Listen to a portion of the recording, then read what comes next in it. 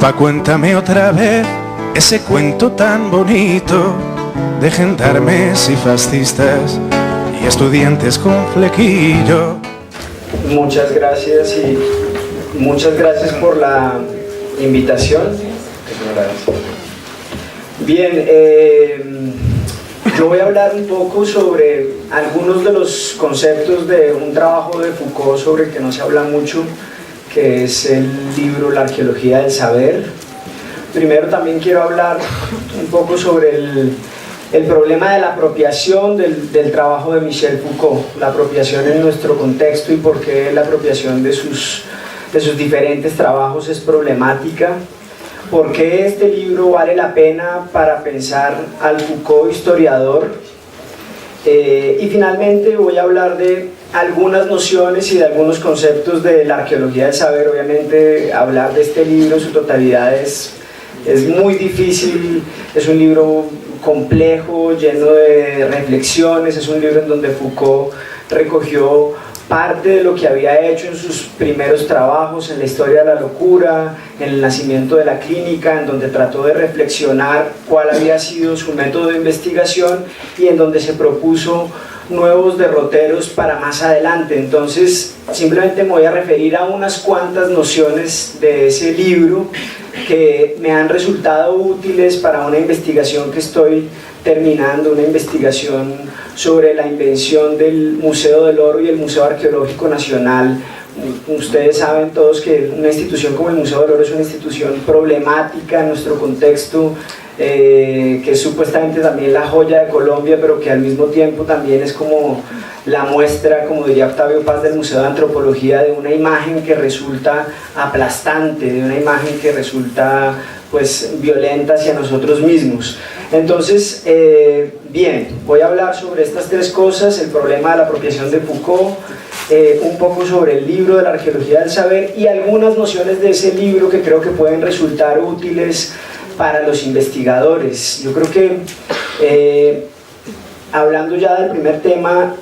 hay un problema con la apropiación de la obra de Foucault. Yo trato de situar un poco, siguiendo las reflexiones de Renan Silva,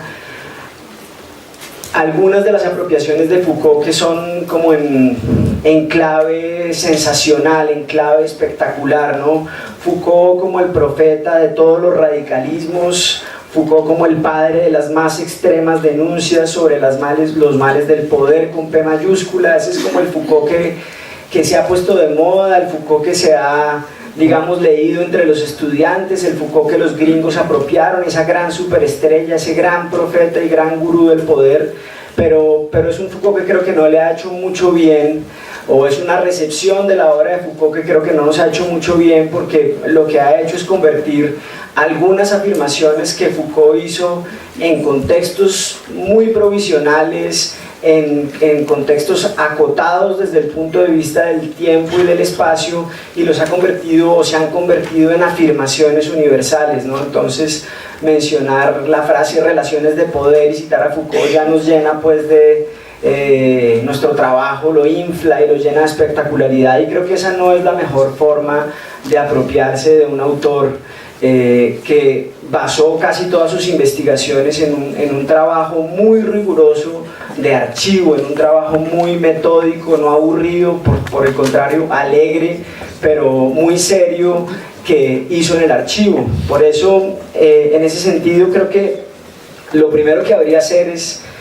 desconfiar de esas apropiaciones de Foucault, desconfiar de Foucault en tanto autor, porque el mismo Foucault dudó de la idea de autor. De hecho, en la introducción de su arqueología del saber va a decir: más de uno como yo sin duda escriben para perder el rostro. No me pregunten quién soy, ni me pidan que permanezca invariable. Es una moral de estado civil la que rige nuestra documentación, que nos deje en paz cuando se trata de escribir. Entonces yo creo que también habría que hablar de muchos Foucaults, de muchos momentos de su obra que son distintos y que por supuesto que son provisionales y no dan tanto para esa gran teoría sobre el poder. De hecho, el mismo Foucault no se quiso referir a él mismo muchas veces ni como historiador ni como filósofo, sino más bien como un lector que se interroga. y eso también lo tomo de algunas reflexiones de Renan Silva, y de esa caracterización no del Foucault estrella pública, mediática, de ese papel que él mismo se prestó para jugar en la Academia Norteamericana, sino más de un Foucault que trabaja en el archivo, más del Foucault investigador. Y eso tiene que ver, digamos, esa carrera después de su muerte del Foucault superestrella y super gurú del poder, tiene que ver también con la excesiva atención que se le han prestado a sus cursos en el Collège de France desde 1971 y la poca atención que se le ha prestado a obras como esta, sobre las cuales yo les voy a hablar muy brevemente. Entonces, me parece que hay apropiaciones de la obra de Foucault que son un poco menos espectaculares, un poco más modestas, pero que no por ello son menos útiles. Y yo apuesto quizás un poco más a esa apropiación de Foucault, que no tiene que aparecer con letras de molde en los artículos, en las ponencias, en los gritos, en las arengas, sino más a alguien que nos enseña a investigar, que nos enseña a preguntar. Y de hecho así se propuso la arqueología. La arqueología se propuso más como una caja de herramientas. Si hubiese una obra en el trabajo de Foucault que valdría la pena que nos apropiáramos y que conociéramos en profundidad, justamente sería esa de la arqueología del saber, porque también es una obra bisagra que cierra una primera época de Foucault, que es justamente la que acabo de mencionar, la de la historia de la locura, la del nacimiento de la clínica, la de las palabras y las cosas, unas obras que estaban relacionadas con la pregunta sobre el saber, y habría otra nueva época en la que más adelante iba a reflexionar, digamos, de manera mucho más precisa sobre el poder. Entonces, esa arqueología del saber, traicionando un poco a Foucault, podría ser una suerte de método que él va descubriendo lentamente, luego de ir haciendo sus investigaciones, ¿no? El método no es un punto de partida, sino más bien algo que se descubre al final de una investigación. No es unas gafas que se ponga el investigador para ver algo, sino algo que se va descubriendo y se va develando y, bueno, se pone en blanco y negro luego al final de su libro. Entonces, a partir de esta breve introducción de ese libro que fue La arqueología del saber, que es un libro poco conocido de Foucault, es un libro que él publicó en 1969, voy a hablar de algunas nociones de ese trabajo, algunas nociones que están relacionadas con el pensamiento y el análisis histórico. Voy a tratar de explicar contra qué nociones estaba él exponiendo sus conceptos, o sea, cuál era la discusión que él tenía con los historiadores de la época. Y en tercer lugar voy a tratar de dar cuenta de cómo hice uso de esas nociones en mi investigación, para que veamos un poco el Foucault pues utilizado y no simplemente el Foucault reproducido o el discurso de Foucault reproducido. Bien, hay una primera reflexión que este autor tiene en su libro al principio, y es una crítica que él le va a hacer a los historiadores, una crítica a una noción y también a una práctica que se había naturalizado entre los historiadores y que quizás también se había dejado de comprender a cabalidad, y que obviamente pues estaba situada en la década de los 60 y que provenía de la primera mitad del siglo XX. La primera noción que va a criticar Foucault en su arqueología del saber es la noción de larga duración. Él dice: los historiadores se han acostumbrado a reconstruir largos periodos de tiempo, a reconstruir largas cronologías, y obviamente esa noción de larga duración en el momento en el que apareció tuvo mucho sentido. Esta noción fue sobre todo propuesta en el seno de la Escuela de los Anales, una de las escuelas de historia más importantes de comienzos del siglo XX en Francia y en Europa en general, y la segunda generación de la Escuela de los Anales, particularmente la obra de Fernand Braudel, El Mediterráneo y el mundo mediterráneo en la época de Felipe II, fue una obra en la que Braudel propuso esta noción. Braudel dijo: hay tres tiempos principales para comprender la historia. El tiempo corto, que es el tiempo de los acontecimientos, y casi que los historiadores se han como quedado presos de ese tiempo corto, de las hazañas heroicas, como tú lo mencionabas, de las vidas y las muertes, de las grandes batallas, y ese tiempo a Braudel no le interesa mucho, Brodel habla también de un tiempo coyuntural, un tiempo de duración media que es un poco más extenso, y él dice, ahí la historia se tiene que valer también de la economía, de la sociología, y dar cuenta de coyunturas, de tiempos de duración media que pueden tener que ver con ciclos económicos o con cambios en la demografía en un lugar. Y finalmente Brodel va a decir, hay un tiempo muy importante que los historiadores nunca han tenido en cuenta, que es el tiempo de larga duración. Y cuando Brodel hablaba del tiempo de larga duración, decía, hablamos de un tiempo casi inmóvil,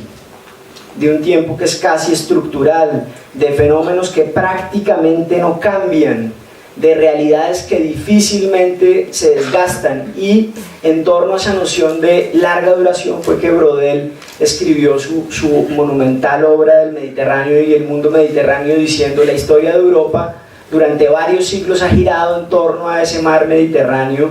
y hay ciertas realidades también que difícilmente se desgastan y que son realidades de larga duración. Para el momento en el que Brodel expuso ese concepto y lo trabajó fue muy importante porque fue un cambio en la historia, pero 30 años después la noción de larga duración se había naturalizado, se había vuelto moneda común de los historiadores, y frente a eso Foucault dijo, volvamos al tiempo corto, volvamos al tiempo de los acontecimientos, para hacer historia del saber, que era lo que le interesaba a Foucault en la arqueología del saber. Ahí él sobre todo se refiere a historia de la ciencia, historia de las ideas, historia intelectual. Hay que comenzar a buscar desplazamientos y transformaciones. Foucault va a decir, la historia ya no es tanto un problema de tradición y de rastreo, sino de recortes y de límites. Y va a comenzar a hablar de diferentes temporalidades que hay que comenzar a rescatar, y entre ellas él va a decir, hay una primera noción que quiero rescatar, que es la noción de discontinuidad. En la época en la que Foucault escribe, prácticamente la noción de discontinuidad estaba borrada, era como lo impensable, lo disperso, lo que los historiadores no querían tocar porque siempre querían hacer esos grandes cuadros. Y él va a decir, ese desparramamiento temporal que implican las discontinuidades y los cortes es lo que tenemos que comenzar a rescatar los historiadores, por lo menos los historiadores del saber. Entonces ahí digamos que Foucault va a comenzar a proponer esta noción que va a ser muy importante, y va a decir, la noción de discontinuidad debe ser a la vez instrumento y objeto del historiador. Entonces, pensando yo en tu introducción, diría, la historia no nos debería permitir reconocer nuestra identidad, sino hablar de muchas identidades, de ver cómo más bien nuestra historia está llena de cortes, está llena de rupturas. Entonces, él va a comenzar a decir, la discontinuidad debe ser un instrumento del historiador, el historiador debe ir en busca de discontinuidades, y la discontinuidad debe comenzar a convertirse en el resultado de sus descripciones. Tenemos que comenzar a perseguir y a describir discontinuidades en la historia, no tanto largas duraciones ni largas continuidades, y es una noción que no debe cesar de especificarse. Entonces, a raíz de ello, yo en la investigación que estoy adelantando sobre la invención del Museo del Oro, me puse a indagar en lo que se ha escrito sobre historia de la antropología en Colombia y en lo que se ha escrito sobre historia de los museos, y me encontré con lo que se ha escrito ha sido algo que más o menos se remonta desde la colonia y va hasta el siglo XX. Un libro como El redescubrimiento del pasado prehispánico de Clara Isabel Botero pretende que haya una especie de continuidad entre la forma en la que los españoles religiosos conquistadores se aproximaron a los objetos indígenas durante los primeros siglos de la sociedad colonial, o que los viajeros en el siglo XIX, cuando se aproximaron a los objetos indígenas, los coleccionaron, cuando se aproximaron a entender, a dialogar con esas sociedades, que eso era un mismo proceso. Obviamente no, ese es un proceso lleno de cortes y de rupturas, y lo mismo pasa en libros como Los herederos del pasado de Karl Langebeck, que quiere problematizar la noción de raza, y de nuevo arranca desde la colonia, pero es que en solo 20 años, en el siglo XX, la noción de raza ya ha cambiado demasiado. Entonces la noción de de discontinuidad fue muy interesante para mí, para tratar de ubicar un periodo, el periodo en el que se formó el Museo del Oro y el Museo Arqueológico, 1938, a comenzar a preguntarme, bueno, ¿y qué discontinuidades fueron las que hicieron posible la formación de esos museos? Obviamente uno se encuentra con los relatos oficiales, el gerente del Banco de la República diciendo que ellos una vez habían tenido una visita del Ministerio de Educación y que entonces habían comenzado a coleccionar las grandes piezas porque les pareció que eso era altruista. Pero detrás de todo eso hay que comenzar a ver qué es lo que está pasando afuera y qué es lo que determina esos cambios. Cuando yo comencé a buscar documentación sobre las piezas del Museo del Oro, el primer material que me encontré fue que la primera vez que aparecieron esas piezas exhibidas, fue en la revista de Economía del Banco de la República. Y que a la par que aparecían esas piezas exhibidas, había muchos artículos sobre la crisis del oro como patrón de valor. Todos ustedes saben que la crisis del oro como patrón de valor fue algo que se dio más o menos en la década de 1930, que el Banco de la República era el administrador de todas las minas en el país, que había fundido todos los objetos prehispánicos que habían llegado porque el oro era patrón de valor. En el momento en el que surge la crisis del oro como patrón de valor, comienza a pensarse eso. Entonces, hay algo que debemos pensar, y es que la historia de las instituciones, la historia de las ciencias sociales, la historia misma, de la antropología, de la sociología, muchas veces se ha visto afectada por cosas que vienen de afuera. La Segunda Guerra Mundial, si no hubiese sido por el estallido de la Segunda Guerra Mundial, toda esa migración de gente que llegó, la transformación del Museo del Hombre de París, la avenida de Paul Rivet, la fundación del Museo Arqueológico, no hubieran surgido. Entonces, un primer concepto al que hay que ponerle mucha atención es a ese concepto de discontinuidad.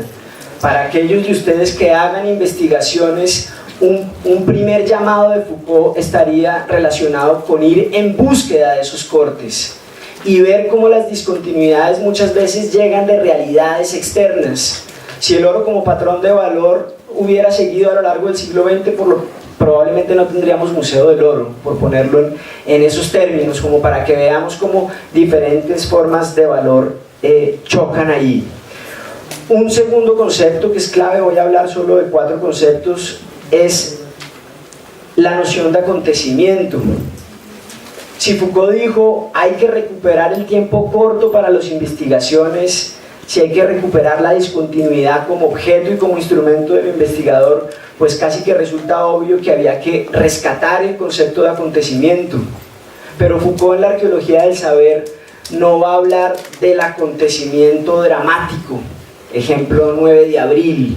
no va a hablar del acontecimiento espectacular, sino va a hablar de algo que él define como acontecimiento discursivo.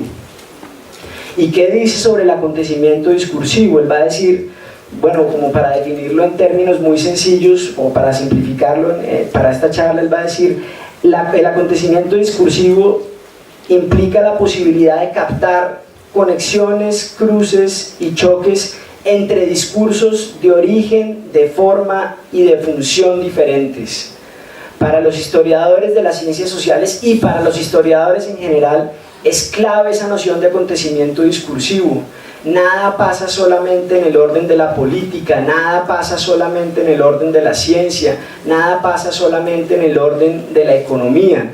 Un acontecimiento discursivo es el que nos permite ver cómo hay un cambio, cómo hay un choque entre diferentes discursos, entre diferentes procesos sociales. Por supuesto, esto me sirvió a mí mucho por 2 motivos. El primero de esos motivos tiene que ver en mi investigación porque me permitió encontrar una serie de debates silenciosos que la historia de la antropología no se había planteado. Cuando comencé a buscar en las revistas, en los boletines de arqueología, en un montón de documentos que han sido olvidados, que no han sido muy tenidos en cuenta, como los catálogos de museo, documentos que a nuestra mirada resultarían irrisorios o poco valiosos, comencé a encontrar que había cosas que era muy importante y que se estaban discutiendo allí. Por ejemplo, el sentido del museo. Cuando se creó el Museo Arqueológico Nacional, el sentido del museo era un instituto de investigación y de educación, pero la versión que terminó dominando fue la del Museo del Oro, que era el museo como lugar de exhibición de lo suntuario, como lugar de exhibición de las joyas. Entonces, rastrear acontecimientos discursivos, rastrear debates silenciosos, me permitió entender una serie de cosas que eran muy importantes que estaban pasando allí, pero que no necesariamente era el gran acontecimiento ni de la historia de la violencia en Colombia, ni de la historia, digamos, de los movimientos sociales en Colombia. Por ejemplo, lo que tiene que ver con el uso de nuevos medios en el museo, el uso de la televisión y de la fotografía, o por ejemplo con el rol que cumplía la geografía dentro de los museos. Al comenzar a indagar en discursos que no solo eran de arqueología, sino que también eran de geografía, de cartografía, de economía, comencé a reconstruir ese proceso tan interesante que fue la formación de estos dos museos arqueológicos. Y por supuesto, lo segundo fue que la noción de acontecimiento discursivo me permitió alejarme de los acontecimientos dramáticos.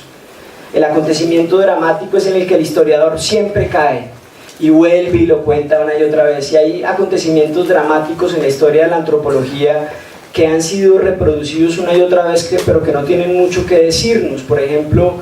el hecho de que Reigel Dolmatov hubiera hecho parte del nacionalsocialismo, que él hubiera sido nazi en su juventud. Durante muchos años, Gerardo Reigel Dolmatov, quien fue considerado durante muchas décadas el padre de la antropología en Colombia, se le descubrió un pasado nazi de su juventud, y la historia de la antropología se ha ensañado ahí, ¿no? Y a leer toda la obra de Dolmatov en clave nazi, pero creo que ahí es quedar un poco presos de los acontecimientos dramáticos. Por ejemplo,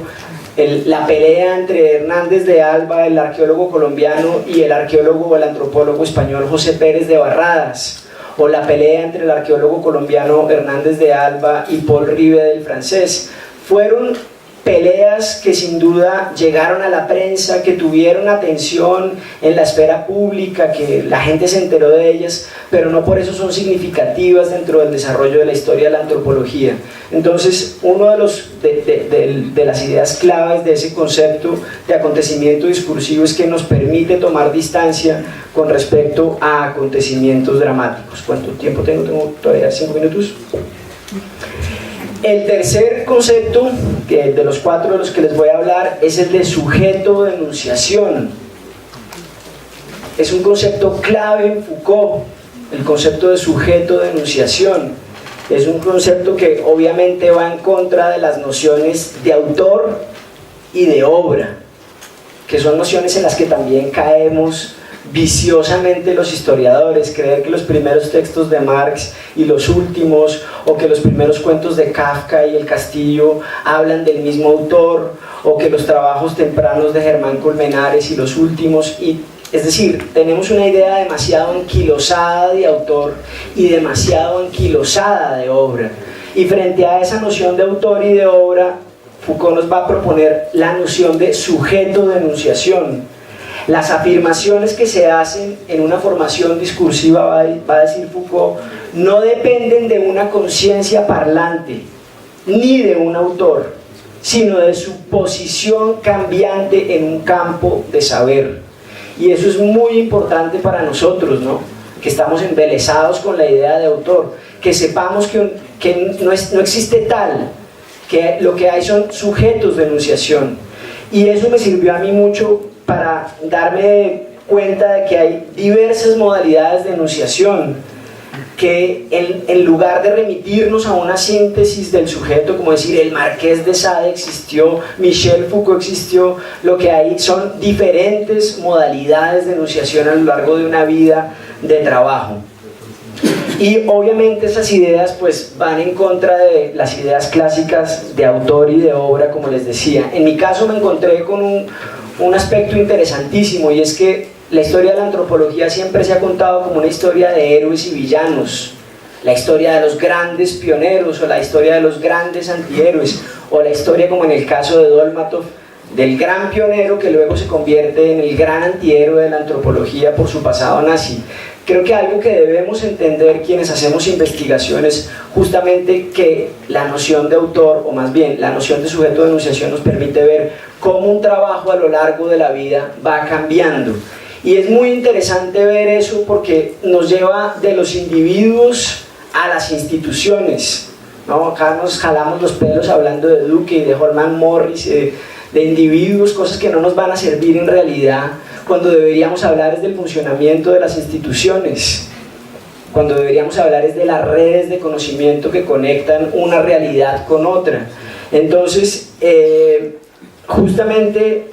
haciendo un análisis de los primeros discursos me di cuenta de que esa noción de sujeto de enunciación funciona muy bien, porque en el caso de Hernández de Alba, cuando él hablaba para sus alumnos del Instituto Etnológico, defendía el museo como centro de investigación, como centro de educación, como una institución comprometida, decía lo primero es estudiar la colección, etc. Pero cuando él hacía textos para el Museo del Oro,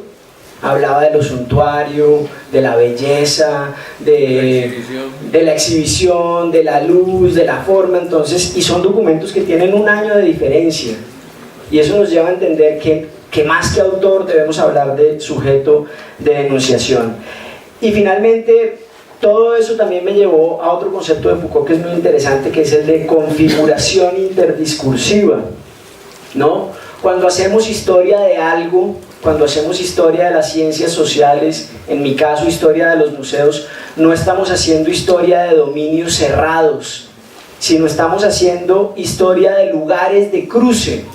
de lugares de encuentro y de conflicto, y justamente esa noción de configuración interdiscursiva me sirvió a mí para darme cuenta de que estos museos no eran sitios cerrados, no eran sitios aislados, no eran sitios que se deben comprender desde una sola disciplina, sino sitios que se deben comprender en un cruce entre diferentes instituciones, diferentes prácticas y diferentes discursos. Y yo creo que hace mucho falta eso en nuestras investigaciones en historia,